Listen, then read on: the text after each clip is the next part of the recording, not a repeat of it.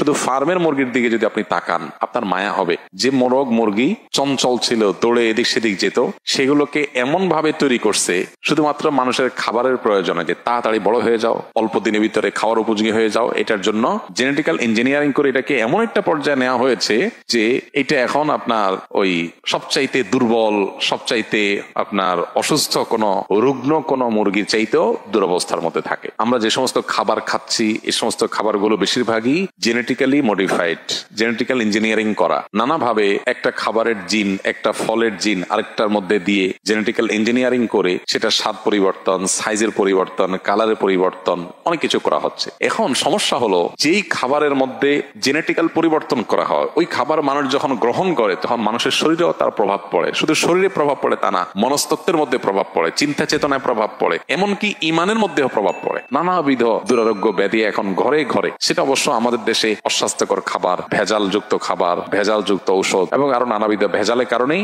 ঘরে ঘরে ক্যান্সার, ঘরে ঘরে আপনার কিডনির রোগী, ঘরে ঘরে হার্টের রোগী। যারা এগুলো নিয়ে সাফার না করছে 2-4টা রোগী নিয়ে, তারা বুঝবে না যে এগুলো কতটা কষ্টের, কতটা বেদনার। আপনি দেখবেন যে আসহাবে কাহফের ঘটনা বলতে গিয়ে আল্লাহ সুবহানাহু ওয়া তাআলা বলেছেন তারা যখন গুহা থেকে অনেক বছর বহুকাল পর তারা যখন আবার প্রাণ ফিরে পেয়েছেন, তাদের মধ্যে তাদের কাছে আগের যুগের কিছু কয়েন ছিল, সেগুলো নিয়ে একজনকে তারা বাজারে পাঠিয়েছেন। পাঠানোর সময় বলেছিলেন ফালিয়ানজুর আইয়ুহা আজকা তুআমা, এই টাকা নিয়ে বাজারে গিয়ে দেখো কোন খাবারটা সবচেয়ে বেশি আজকা। এই আজকার মানে শুধু হালাল হওয়া নয়, কোনটা সবচেয়ে বেশি পবিত্র, ফ্রেশ, অরিজিনাল এবং উপযোগী মানুষের জন্য, সেটা খুঁজে বের করতে আনা হয়েছে। এই জন্য আমাদের বাচ্চাদেরকেও যথাসম্ভব এই খাবার দেওয়ার ক্ষেত্রে এই জিনিসগুলো আমাদের খেয়াল করা দরকার। মানুষ যত বেশি প্রাকৃতিক খাবার খাবে, যত বেশি নেচারের কাছাকাছি থাকবে, যত বেশি মানুষ অর্গানিক লাইফ লিড করবে, যত বেশি অরিজিনাল খাবার মানুষের শরীরে ঢুকবে, তত বেশি মানুষের চিন্তাধারার ভিতরে প্রাকৃতিক চিন্তা থাকবে। প্রাকৃতিক চিন্তা কি? প্রাকৃতিক চিন্তা হলো আল্লাহ রাব্বুল আলামিন